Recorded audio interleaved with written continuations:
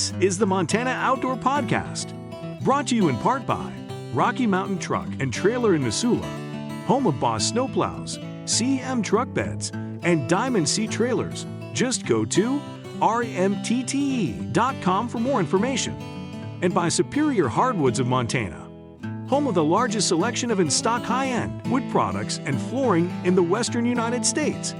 Let them guide you through the woods at superior-hardwoods.com.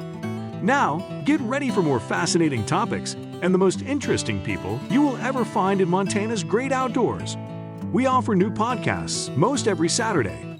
You can get a link to these podcasts by going to our website, montanooutdoor.com, or by going to our Facebook page, or just send an email to Downrigger at montanooutdoor.com and say send a link to my email. It's that simple. Now let's head out with your host, Downrigger Dale, and see what's going on in Montana's great outdoors. Thank you very much, Manny. And as Manny just said, I am Downrigger Dale with the Montana Outdoor Podcast. Hey, thanks a lot for joining us again this week. So great to have all of you along with us. As you know, you can find us on, montanooutdoor.com. That's our website. But you can also find us if you want to share and let your friends and family know about this podcast. Of course, we appreciate that. And you can let them know they can find us on podcasts, Spotify, Amazon, the list goes on and on. There's about 25 or more that carry our podcast. Real easy. All they have to do is in the search bar, just type in Montana Outdoor Podcast. They'll find it. And then almost all of those have a share button. So you can either share it to your social media or you can get a little link and copy that and send it to your family and friends. And we always appreciate it if you share it. The more the merrier, we say. Also want to give a quick shout out, as I always do, to our active military and our veterans, of course, too. Daughter being one of them. But yeah, if you want to listen, if you want to have your out-of-state or out-of-the-country active military listen, just let them know to do the same thing I just explained and do the search for the Montana Outdoor Podcast. We have a lot of you active military that listen, and boy, we're honored that you spend time with us. You do an incredible job, and it can be a dangerous one. So we thank you for your service, and we hope this brings you a little bit of home back. And as always, if you ever want to have us give a little shout out to anybody here statewide, just let us know. We're happy to do that too. You can always email me, Downrigger at montanooutdoor.com, and we're more than happy to pass on your messages or give a shout out, surprise somebody for you or whatever you need to do. Okay, now speaking of dangerous jobs and safety and all kinds of other things, one of the things that I had, one of our listeners had sent me an email and said, you talked about trapping and they found the show very interesting. That's been one of my favorite shows. We've done the trapping show a couple times with the Montana Trappers Association. Great group of people that, as we talked about, they get a bad rap, and really safety and doing it right, and the fact that they are so often hired by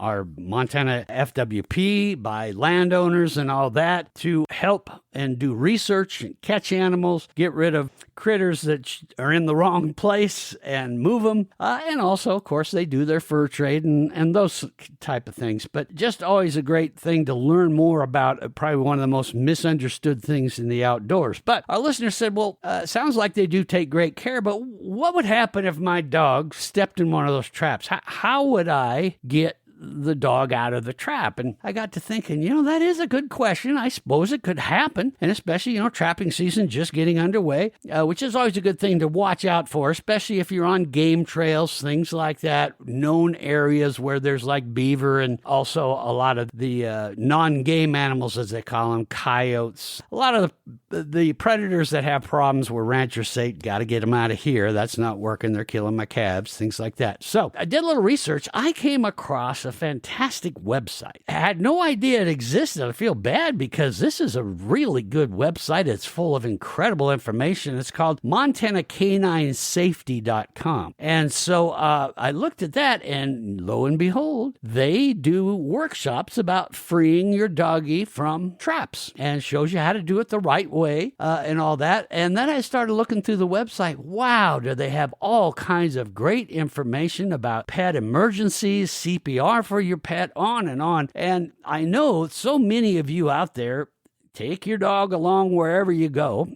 I do the same thing. My dog's with me wherever I go. So this is really interesting. So I got a hold of Racheal Vargas. And Racheal is with the Montana Canine Safety. And I'm going to have her come on here because I think she's going to give us some great information, because as we get into these winter months, there's some things we should watch out for and protect our doggies. Racheal, thank you so much for spending some time here on the Montana Outdoor Podcast and telling us about your great organization here. Thank you. Thank you so much for having me. Yeah. Racheal, so tell us what you do, first of all, for Montana Canine Safety. Is that your business, or tell us a bit about what you do there? Yes, it is a business that I started in 2019. I have been a health and safety instructor for over 20 years and a nurse, and I'm also a dog owner and an outdoor enthusiast. And as we've always prepared for our family members, I started really thinking about the relationship that we have with our dogs, and our dogs are very much family to us. In 2019, I started Montana Canine Safety when I recognized the need for pet owners in Montana to have a better foundation when caring for injured pets. In Montana, we recreate and we work in areas that are often hours away from our closest veterinarian, and we felt that it was really imperative for people to be a little bit more prepared. And so based on that, started developing programs, including our trap and snare release program. Yeah, and you are so right about that. Not only are our pets with us because we love having them around, they're in many cases our best buddies in that, but also they tend to be our hunting companions. A lot of them use them for bird hunting. We have a lot of them that use their dogs for in fact, there's a mountain lion study going on right now where a bunch of the houndsmen are helping biologists track and capture mountain lions so they can do some testing on them, and they're using DNA and that to find out their patterns and all that, so they'll tranquilize them and all that. So our dogs do just so many things, and of course, again, we love them. They're part of the family and that. So this is the time where, I think a lot of times we're all, like you say, we're all ready. I talk all the time about ice fishing and how to test the ice and how to be safe, but we kind of take it for granted that our dogs know what they're doing. But the thing is, and a lot of them do, but if something goes wrong, they can't tell us. And so I really would like to learn, have you teach us some things about what to look for, and talk about some of your courses and all that. Now, we started with trapping, so we might as well go there. First, what kind of dog do you have, Racheal? I have a poodle. Okay. Well, I have a really fierce man's man of a dog. It's a Shih Tzu. Okay, yes. And he thinks he's 10 feet tall and bulletproof, will take on every major, huge dog that he finds. Right, yeah. Yes. But anyway, he fits great in the car, and he became a buddy of mine, and now we're inseparable. It's kind of funny because people always think, well, that's like those dogs that you see the movie stars have in their purse. Well, he's mine and he's my buddy. So anyway, but we, they come in all shapes and sizes and everything else. So, so you decided to get into this and get started. And of course you've got a nursing background and all that. When did you start doing these trap release workshops? So Montana Canine Safety started in 2019, right at the very end of the year. And at first, we didn't realize the need to have traps and snare release in our classes. Shortly afterwards, just a few months later, we started incorporating that into every single class. And as time has gone on, we then developed a standalone canine trap and snare release program, which we offer for free several times a year in the fall, and then again in the early spring or late winter during Furbearer Trapping season. However, we include it in all of our workshops, all of our programs. We have some level of snare and trap release. And do you have any courses or workshops coming up, or are you done for the year? Oh, no, we still have several coming up. Tonight, we're going to be in Kalispell at Fish and Wildlife. and doing a free trap and snare release class. On Friday, we'll be doing a canine wilderness emergency care class in Bozeman, which is an 8-hour class. What date is that? Can you give us the date? The 13th, December 13th. Okay. All right. December 14th, we'll be in Gardner doing a trap and snare release class. And December 17th, we'll be in Corvallis. For those of you listening, obviously we recorded this ahead of time. We dropped the podcast on Saturday. So starting, the first two she mentioned, those are over with. But for Saturday and on, so the place to go to get these, and don't worry, folks, you didn't have to try to memorize all that. In the podcast description, when you found our podcast, it gives you a little idea of what we're going to talk about. Then as you look down just below that podcast description there in bold, it says links. In those links, I'll put a link into Montana Canine Safety, and I'll put a link to these, to the free trap release workshops, so that those of you that are interested, you'll know you can click on that and get the information and go. Sorry to interrupt you there, but I forgot to mention that. So Bozeman was on when was that again? 14th? 13th, we have Canine Wilderness Emergency Care in Bozeman. That's an 8-hour program. We're also doing a trap and snare release program in Bozeman, but that class is full. Okay. That's this coming weekend. We do have spots still in Gardner on the 14th and Corvallis on the 17th. And then our schedule for 2025, we'll start getting some of those added in the next few weeks. Okay.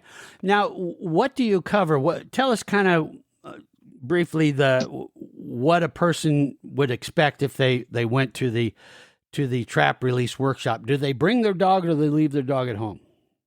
No, they leave their dog at home. It would be stressful, I think, for a dog to be in the class. So, but we often have service dogs, of course, in the class, and sometimes people will even bring their well-behaved dogs, and it's always a treat to have dogs in the class. But we don't practice on dogs. Right.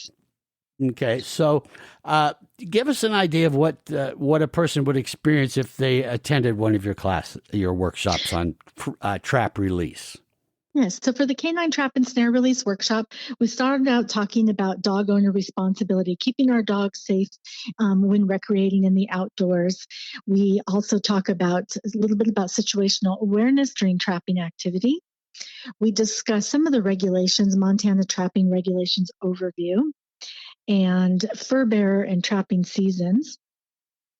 Then we discuss what you could put together in a canine trap and release kit. That way you have some tools available either with you or in your vehicle when you're outdoors recreating in the winter, just in case your dog gets caught in a trap and you need some extra tools. And then we go over the methods to release both traps and snares. We have a variety of traps and snares that we bring to class with us, and people are allowed to practice as little or as much as they would like, opening the traps, removing snares off of our mannequins. We discuss a little bit about some first aid kits, making sure people are prepared with a list of things to consider in a canine first aid kit. And then we discuss possible injuries. Okay, so that gives you a lot of information there, folks. And this is something, how long does the class last usually? The trap and snare and release classes, they're typically about an hour and a half. Sometimes they go up to 2 hours. When we have a larger group with lots of questions, sometimes they'll go up to 2 hours. But typically that class is about an hour and a half. Mm-hmm. So if your dog steps in one, now you're going to know how to release them safely, and then know how to check their injuries and all that. Now, I would assume, and I've never asked this, next time we have the Montana Trappers Association on, I'm going to have to ask them some of these questions. Do they have, does a trapper usually have like their name and phone number on the trap or some way to get a hold of them? And so do you recommend you let them know that, hey, my dog stepped in your trap accidentally, or what do you do there? Yes. So what we do is we have the person get the information. So each trap has a trapper's tag or an ALS number for that trapper. If it doesn't, then it's not a lawfully set trap. Oh, And okay.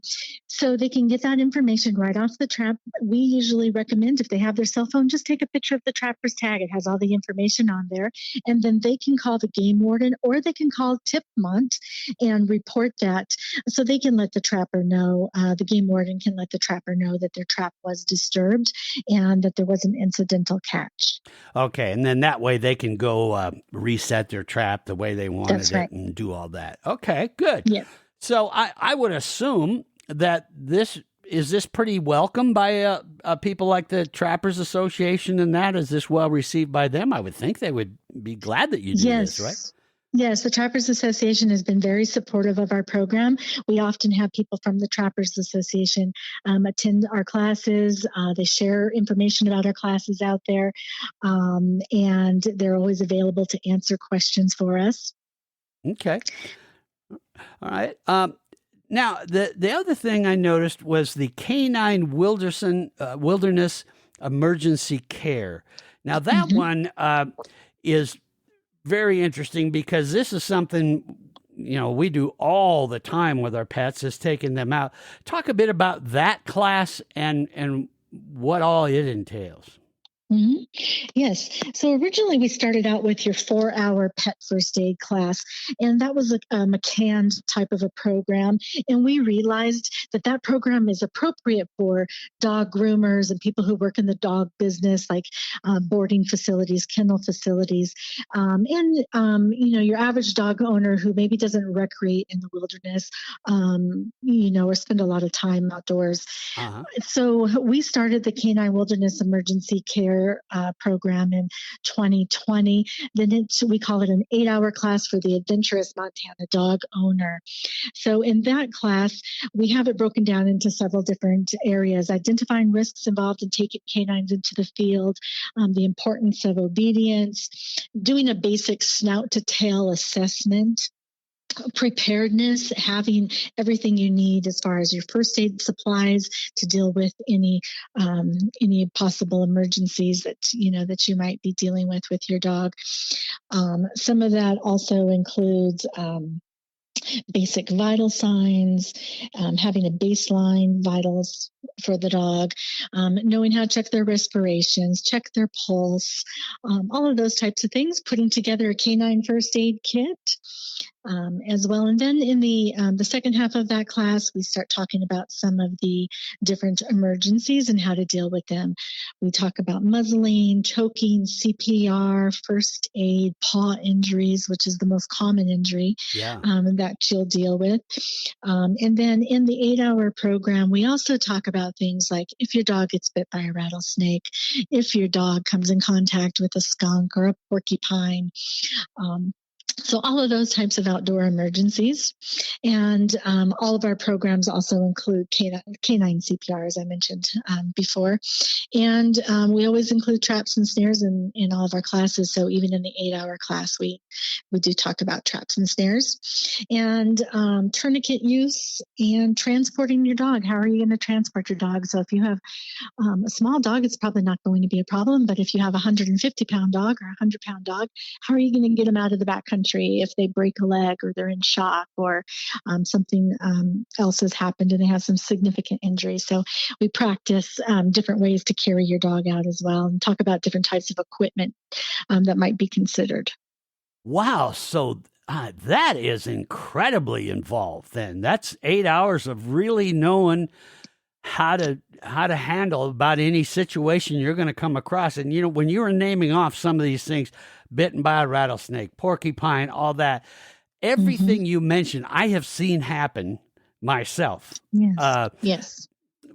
Fortunately never to my doggy because he stays pretty close by me. But I have seen that, whether it be friends, dogs, or just people around it, even at fishing tournaments and that, especially as we get over to eastern Montana, you know, Fort Peck area and that, a lot of rattlesnakes around. So I've seen every one of those. So that's fascinating. So you're really covering the whole thing. Now, that one, obviously, you have to charge for. That's very big time. Now, do you give out materials for them to be able to take home to kind of refresh themselves on how to do this stuff? Yes, absolutely. So our 4-hour class, that's the one that I mentioned, that's a very basic class for dog owners. That class comes with a book and certification. The 8-hour class, we've been gifting a book from an outdoor first aid book for dogs. That's a book that was written by a local person in Montana. We give that book out as well as some other supplies for the person to take home with them, and handouts on things like where you can pack the dog and where you can, where you shouldn't pack a wound, on the dog. We also give them handouts on things like blue-green algae, which is a concern in Montana. I just did a deal on my other radio show I do. That was last summer. I do one where for Wyoming and the Dakotas and Idaho and Montana. And in Wyoming, they had a blue-green algae outbreak, and so we were talking about that. And that was a big one that they were talking about. It can really put your pet at risk. Wow. So you covered that. We have that. We have blue-green algae in Montana. Yes, we do. Yeah. We talk about those things. Fish hooks. If your dog steps on a fish hook, what are you going to do? Well, okay. That one has happened to my dog. So we have the pet first aid / CPR. And disaster response. Okay. Now, is that all one class there?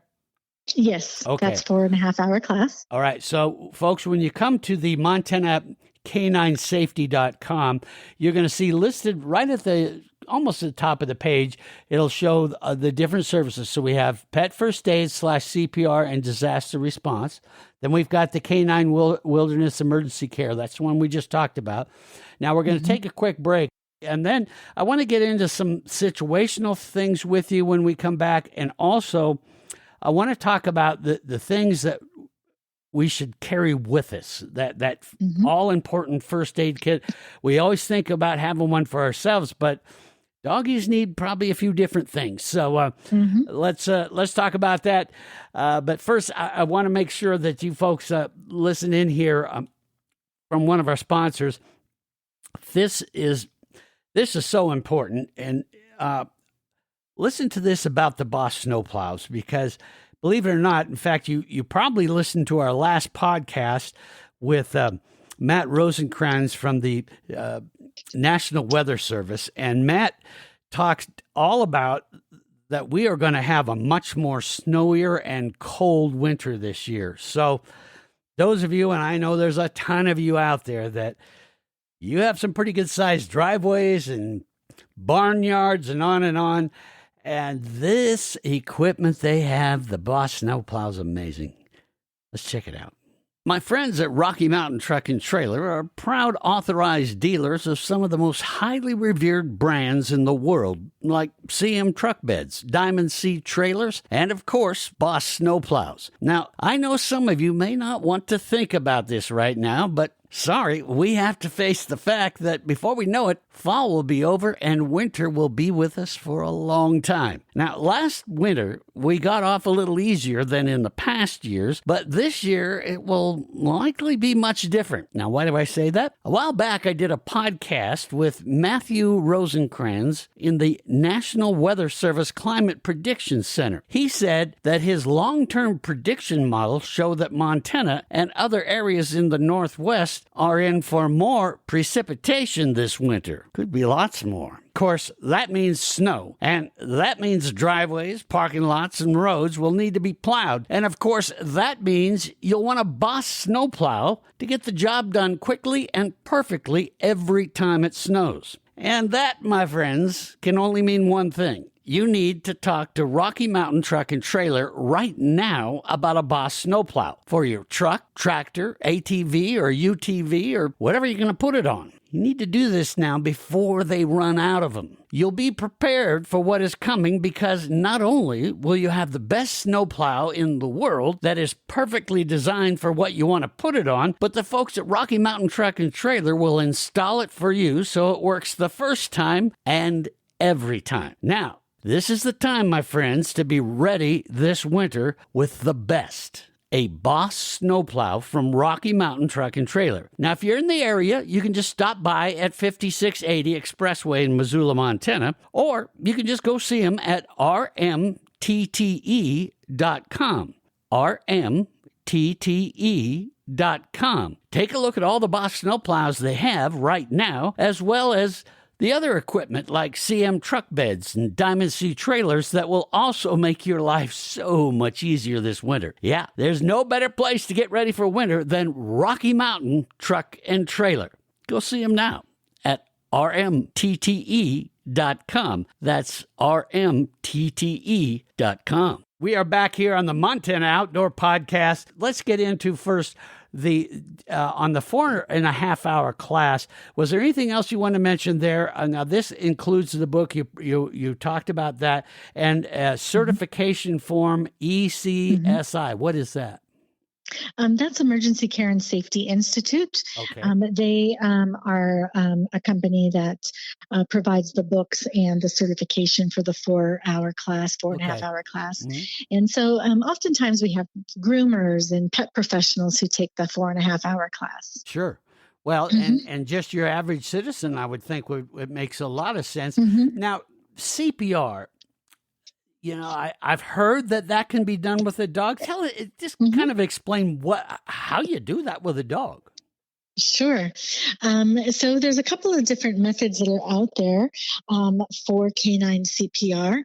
And actually, we recently started doing a canine CPR presentation, which we offered at one of the fire departments recently. So with canine CPR, the majority of the time, pets don't get any CPR after following, some type of an emergency. So cardiac arrest can happen in dogs because of smoke inhalation, near drowning, potentially trauma, and even poisoning or some other types of illness. So the method that we chose to do for canine CPR is we lay the dog on the right side and we check for responsiveness. And this could have also been a dog that maybe had a seizure, had some other type of illness possibly happening. Mm-hmm. We have the person lay them on the right side and have them check for a femoral pulse. So in our classes, it's kind of homework. We have canine mannequins that have a pulse, and we go around the room so everybody knows where to check. And I always tell them that's homework number one is when you get home, go home, check your dog's femoral pulse, see what it is when they're healthy, they're happy, they're at home, they're not under any stress. This way in the field or when you're recreating outdoors and something happens, we can check that pulse and we can see what is that pulse. So with your big dogs, their pulse is usually around 80 to 120, and your smaller dogs, it's a little bit higher. Mm-hmm. So I always say that's homework number one. Go home, check your dog's femoral pulse. So where do you find that? Mm-hmm. Where do you find that on the so dog? their femoral, that's in their hindquarters, in the groin. Okay. Yeah. And so we have them reach in there and check that pulse. If there's no pulse and there's no breathing, we have them start CPR. We also then have them take a quick look inside their mouth and make sure they're not choking on anything. Make sure there's no obvious signs of something they're choking on, like a tennis ball. Then we have them give 5 big breaths, mouth to snout. So you pull the tongue forward, we close the mouth, and we put our lips around the dog's nose, their nostrils, and we give them 5 forceful breaths. If they're still not breathing, then we start our cycles of CPR. We do 15 compressions to 1 breath. When we're doing those compressions, we're compressing about 1/3 the thickness of the dog's chest. So when you have your dog laying on the right side, that front leg kind of bent back, and that's right there on the rib cage is where we're compressing. And we do that a little bit differently if it's a barrel-chested dog or a toy breed, for example. We might do it just a tiny bit differently with our placement. We start then doing 15 compressions in one breath, 15 compressions in one breath. And in the perfect situation, we can call the vet, and if there's two of us, somebody can drive, and we can get our dog, hopefully get them to the vet. That's amazing. I had no idea. I mean, I've heard of it, but I had no idea of where that's at. While you were talking, I was just feeling my little doggy, and I felt that pulse. That's kind of cool. Yeah. All right. Yes, definitely. I'm figuring it out already here. That's interesting. He was looking at me going, "What in the hell are you doing?" But yeah. Right. Well, the American Animal Hospital Association says that 25% more pets could be saved if only one pet first aid technique was applied prior to getting them to the vet. So en route, if just one technique was applied, they have a 25% higher rate. So let's talk a bit about how a situation like that could happen. For example, we go ice fishing, and that potential of the dog coming across something like that, one, we see with older dogs, and that exertion can happen, and that can trigger. Often we see this dog have a seizure. Well, you've never seen your dog do that. Well, those are kind of the times I would assume where that could trigger something, especially on an older dog. Now, when you have this kind of knowledge, you would know how to save your dog. A big one is when the dog goes through the ice. Right. And that, sometimes they can, with a little current, they can get pulled under the ice for a little bit. And, then we've got a situation. Is there other kinds of things that you see commonly happen to dogs that, in the winter activities we go do? Well, I think hypothermia, of course, is a possibility. If a dog is left in a trap and somebody doesn't find them, that dog could also have frostbite. So those are both things that we think about or we're concerned about. And again, having those supplies, if a dog gets wet in the wintertime and or they fall into the ice and you have been able to get them out, getting them into a position where we can try to get some of that water out of their lungs, like a wheelbarrow type position, and shaking them, and then getting them dried off, getting them into a car, getting them warmed up, and getting them to the vet. Your little silver emergency blanket or your Mylar blanket, those are helpful to wrap them up. If we can remove as much of the water as possible, but then be prepared that they could stop breathing, or they could go into shock. And so those are two concerns, of course, and we're going to want to get them to the vet in those situations. Yeah. And I wanted to add too that the care that we recommend is en route to the vet. It's not to replace any veterinary care. This is just to give your dog owners, the tools they need so that they have a better outcome. Yeah, to keep them alive till you can get to that vet. Because again, as you pointed out early in the show, and one that happens all the time is we tend to be quite a ways away from any veterinary care. And so this is where all this information that you're learning on the show, but more importantly, that you can learn from Racheal, that's what we need to understand. For those of you that are ice fishermen, and there's a ton of you, in fact, I'm going to be doing more on my series about where to find good ice and all that kind of stuff. All of you should know this stuff, and I'll bet you most of you, including me, don't know it. And so this is really important stuff to know about, because we've all seen that you're with your buddy and his dog falls through the ice and a horrible tragedy happens that could have been potentially avoided. So fascinating stuff. Wow.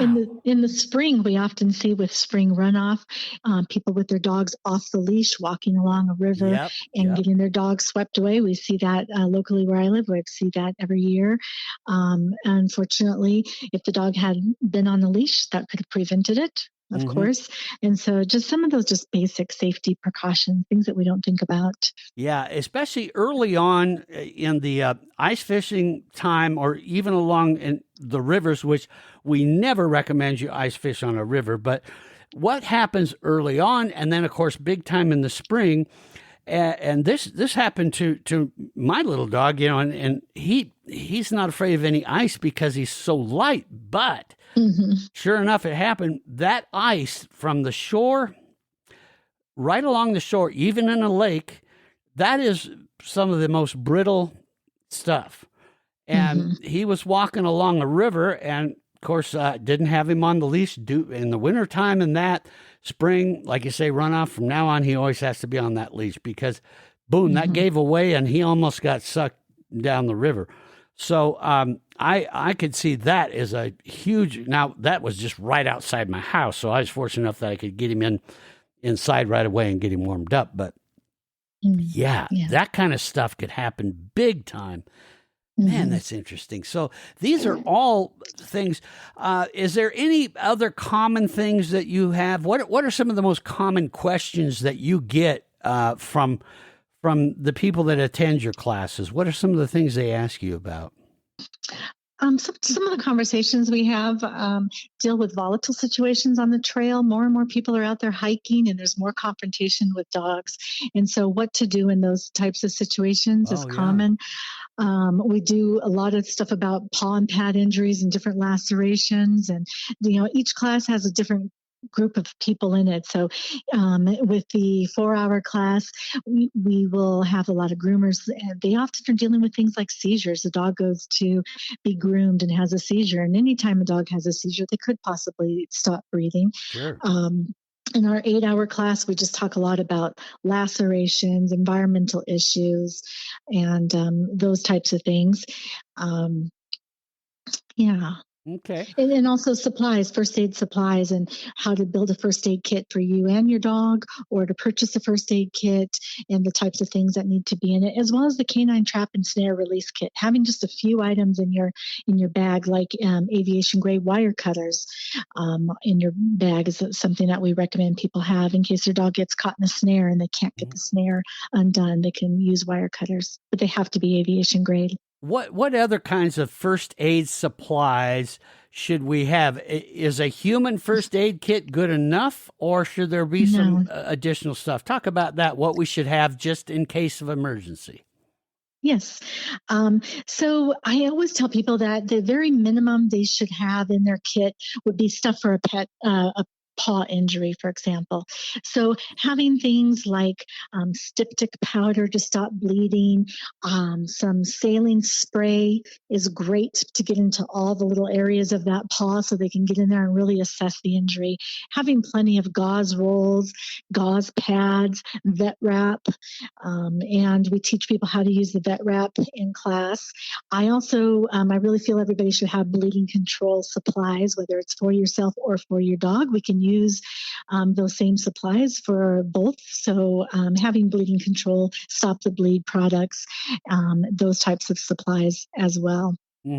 Good idea. Another thing we recommend too is musher's booties. Musher's booties are great for covering up a dressing on a paw injury, but they're also something that you can use this time of year to protect your dog's feet when they're outside from things like some of those salt products people might start using with the icy weather. Some of those can be very dangerous to dogs if they're not using a pet-friendly one.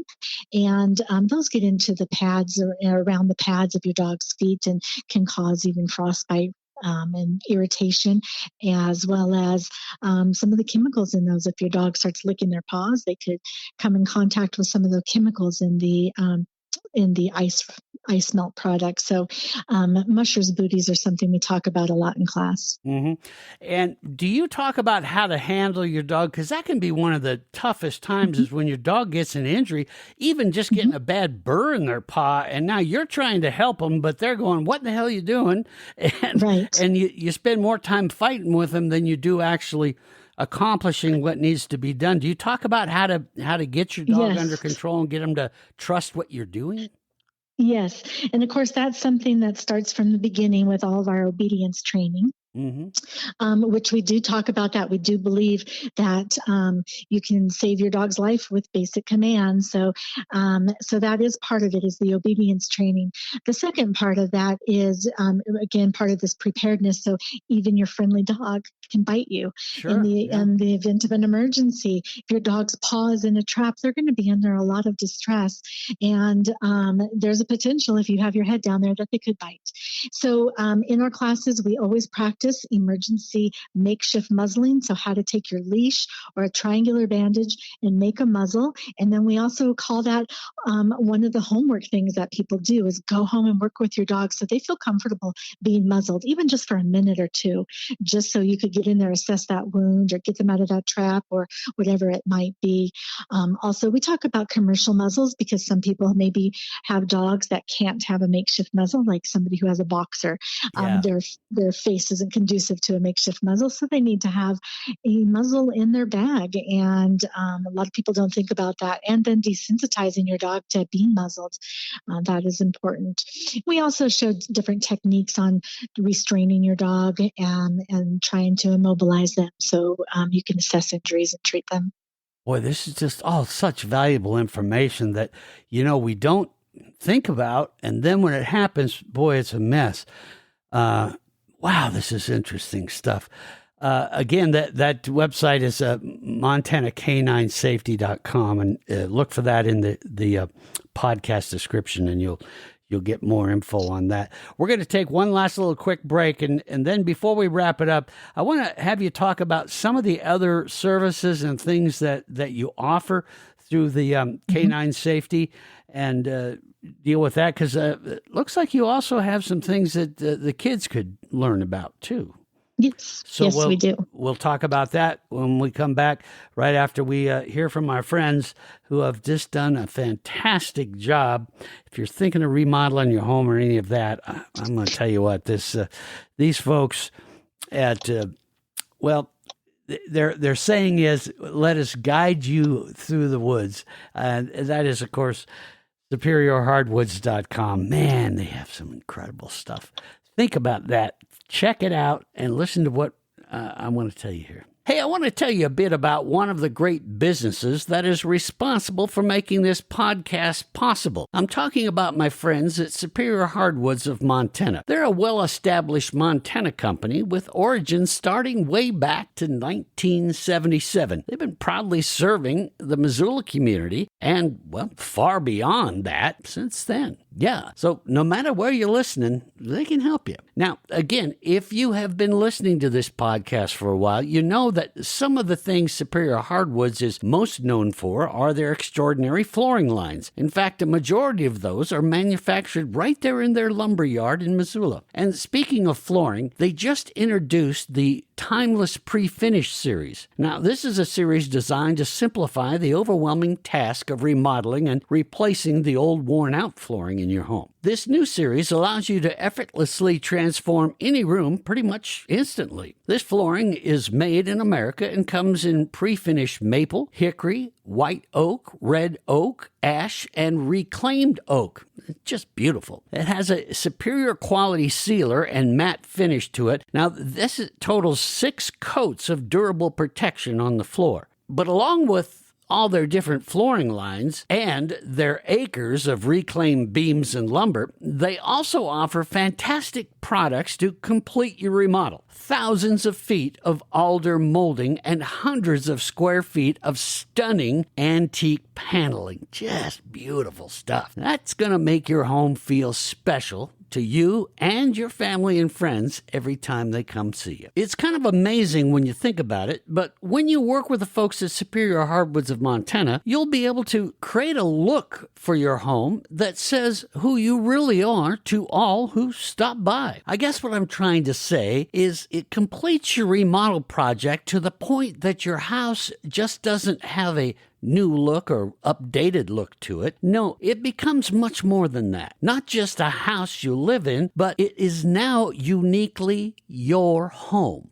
And it'll feel that way, not just because the project is completed. No, it will feel that way every time you and your family and friends walk through the door. That, my friends, is the difference that Superior Hardwoods of Montana makes. Stop by their showroom in Missoula, Montana today if you can, or give them a call at 406-251-2272, or just visit their website. It's a great way to get to know them at superior-hardwoods.com. That's superior-hardwoods.com, and let them guide you through the woods. And we are back here on the Montana Outdoor Podcast. I'm talking with Racheal Vargas. She is with the Canine Safety. That's MontanaCanineSafety.com is where you find her. But Montana Canine Safety, man, in just this short amount of time, she has given all kinds of great information of just how to be more prepared. Because, obviously we all think we're great pet owners, but stuff can happen. Dogs get a mind of their own or that, and this is just fascinating stuff. You also do some work in trying to teach kids how to handle some of these emergencies that dogs could get into. Talk about that. Yes, we offer 2 classes, usually in the summertime, for kids.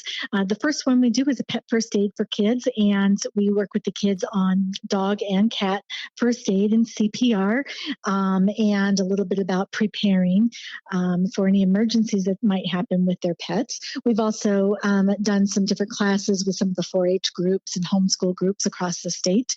And since last year, we started offering another class for kids, Pet Walking 101, where kids can learn to be a positive pet walker and a pet sitter. And we usually offer that right at the beginning of summer or spring break, so kids can think about maybe making a little bit of money and starting a little business walking idea. Pets in the summertime. Yeah, there's always a need for it. I had met a young lady in one of my classes she was probably only about 10 at the time, and she became my pet walker, and she was kind of inspiration for me in starting the pet walking class. So we have the kids talk about how to start a pet walking business and what are they going to do? Are they going to care for cats or dogs? And recognizing when a cat or dog is sick, and so that they know when they need to contact the owner.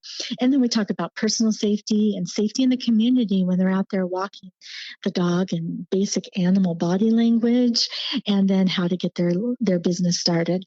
Wow, what a great idea. That is really cool. What are some of the questions the little kids ask you? Oh, the kids are great to work with. They have all kinds of, kids have all kinds of great ideas. Gosh, I can't think of a question in particular. Well, I put you on the spot there, but that's okay. But we talk about other things too, like preventing dog bites, which I think is something that parents need to talk to their kids about. Whether it's with their own dogs or other dogs, not getting bitten. So that's something else that we talk about. And I think I would say the most common question we get from kids is, what happens if the dog gets away from me while I'm out there? Yeah. That is a question that comes up often. That happens if the dog gets away, what am I going to do? And so we talk about don't chase, and to be calm, and to notify the pet owner as soon as possible, and to try to get the dog. And we always talk, always they're going to have the dog on a leash and using a harness and all of those things as well. But that is a question that the kids have asked. Yeah, now my dog would probably be saying, hey, I want to take a course on what happens when a human gets away. Right. He always thinks that he runs the show around here. Yeah. He keeps a pretty close eye on me. Wow, this has just been such great information. And of course, we're just scratching the surface here, folks. And that's why I really want you to look at this, Montana CanineSafety.com and go through it. And then if you have questions, I'm going to put a link to Racheal's email address, so you can just click on that and it'll open up your email program and fill it all in for you. So all you have to do is just type her the message and click send. And this will give you some great information where she can kind of lead you into some different things that you can do to answer your questions, and then also get you information if you want to take one of these courses. So just to kind of recap here a little bit, again, what could you kind of touch on just some of the common things right now as we're getting into the cold time. And as we heard in our last podcast about it is going to get colder. And in fact, it's supposed to be quite a bit below normal temperatures for the rest of this winter as we move, starting in about the first day of winter and on beyond. What are some of the common things we should look out for winter safety for our dogs? Yes. So I think you brought up a good point. The near drowning, frostbite, and hypothermia are the other two. Making sure that if we do have them outside, trying to get the exercise in with them, that we use something protective on their feet, like mushers, booties, bringing them indoors, making sure that we're rinsing their feet if we don't have something on there in the event that they have stepped on any of those artificial ice melt type products. Right. And then I think just as we prepare our vehicles with blankets and things like that in the wintertime for ourselves, think about your dog. And if you did go off the side of the road, do you have supplies in your vehicle for your dog in the event of an emergency? I think having a go bag for your dog is important, as just as well as you would have a go bag for yourself or for your family members. So putting together little foods and snacks, things like that for your dog in your vehicle as well. Yeah, I found a really neat product that has the water dish and the water bottle. The water dish snaps on the water bottle for my dog. Really easy, quick. I squirt it in there. He can get a quick drink as we're going along or where we go. Are there some certain behaviors we should watch out for this winter that might tell us our dog is in a little distress? Well, nobody knows our dogs better than we do. So I think if any time your dog is not acting normal, that should be a clue for us, right? So anytime they're lethargic or they're having any vomiting or diarrhea or they're not interested in eating, those are kind of warning signs that we need to take a closer look. Yeah. And as you said, some of these ice melt products, really watch out for that. I had a situation a couple winters ago with my dog where he started just developing really tender feet and then started getting into not losing appetite and all that. Fortunately, I was in town. We weren't, way off in the boonies somewhere. Took him to the vet, and the vet said, "Yeah, you were in where ice melt. They were putting bad ice melt down that is not canine safe." Had no idea. And so really watch out because some of those behaviors you'll notice right away of the licking and the tender paws and that. So, yeah, good stuff. Now, what do you look for when you're getting ice melt? Are most of them marked with pet safe or something? Is there something you should look for?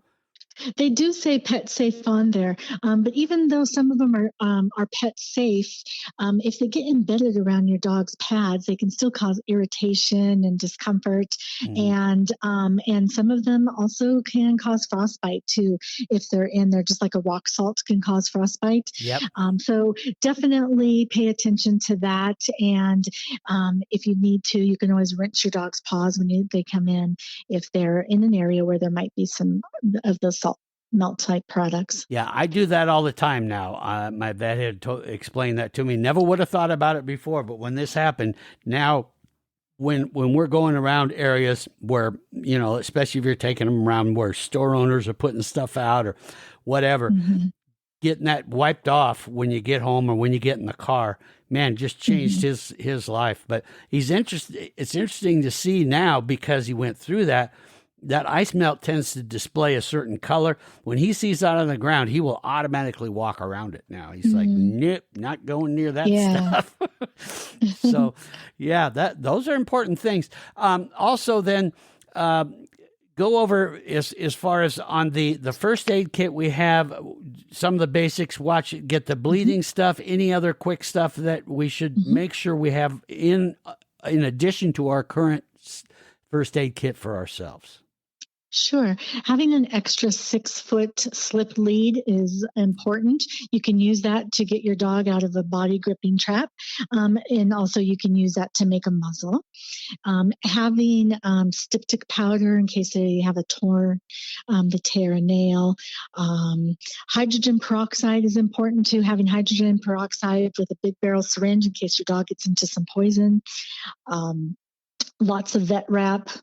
Gauze rolls, all of those types of things. And I especially like to have some of the saline spray in a can, especially for those paw or pad injuries. We can get in there and clean it really well with the saline spray. Mm-hmm. Okay, great. So you've given us just a lot to think about and go through.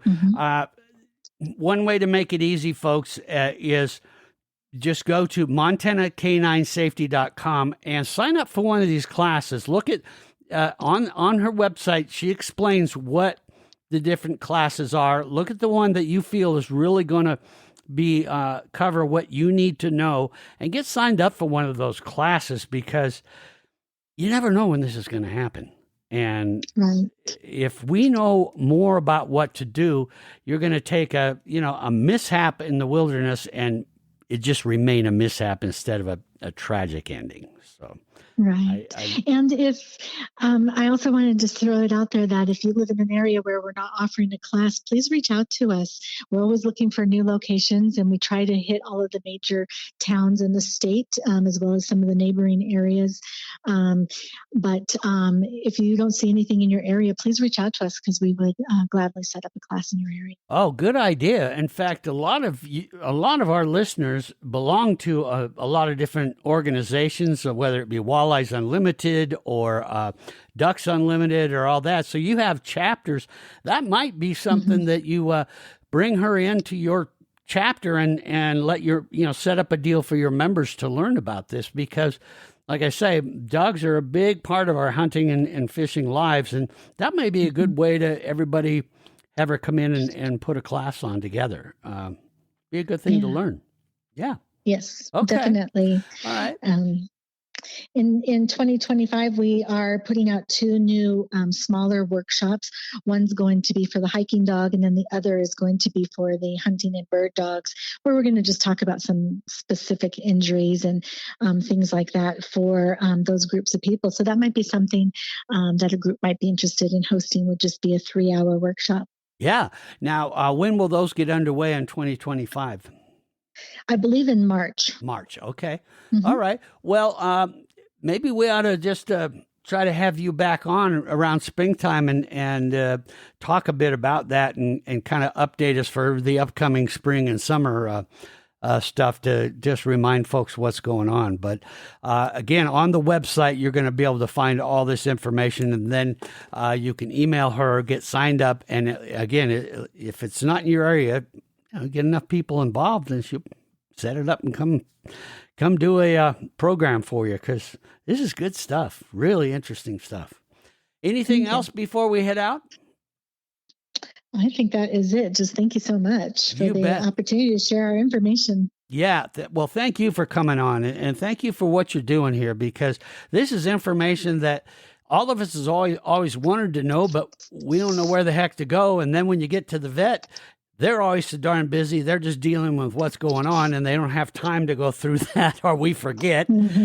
So this is great stuff, and I think this would be something that all of you can gain from and have a great time with your best friend out there. So, Racheal, thanks again. Again, folks, you'll have this information in your stuff. Thanks for joining us, Racheal. I really appreciate it. Thank you. I appreciate it so much. Thank you very much. Yeah. And there you have it, folks. Again, it is montanaK9safety.com. You'll see that in the podcast description. Of course, there's many other things that I'll have in the links area down there that you can click on and learn. And of course, send Racheal any of your questions about this, and let's have a really fun, safe winter with our best friends out there. Now, be sure and let us know what you thought of this episode, and be sure and click. There's a new little button right at the top of the podcast description that you can click, and it will automatically text me. It doesn't give me your phone number, so I won't stalk you or anything, but you can always use the text button too, or email me. Let me know if you have any ideas for future podcasts. We're always happy to try to come up with some new things of information you're really looking for. So that is everything that we've got for you. Until then, be safe out there, be good to each other, and take care of that pup. See you later here on the Montana Outdoor Podcast. Thanks for listening to the Montana Outdoor Podcast. It has been brought to you in part by Superior Hardwoods of Montana, home of the largest selection of in-stock high-end wood products and flooring in the western United States. Let them guide you through the woods at superior-hardwoods.com. And by Rocky Mountain Truck and Trailer in Missoula, home of Boss Snowplows, CM Truck Beds, and Diamond Sea Trailers. Just go to rmtte.com for more information. So what did you think of today's podcast? Send your questions and comments to Downrigger at montanooutdoor.com. We should be dropping a new podcast this next Saturday. Until then, we will see you soon out in Montana's great outdoors.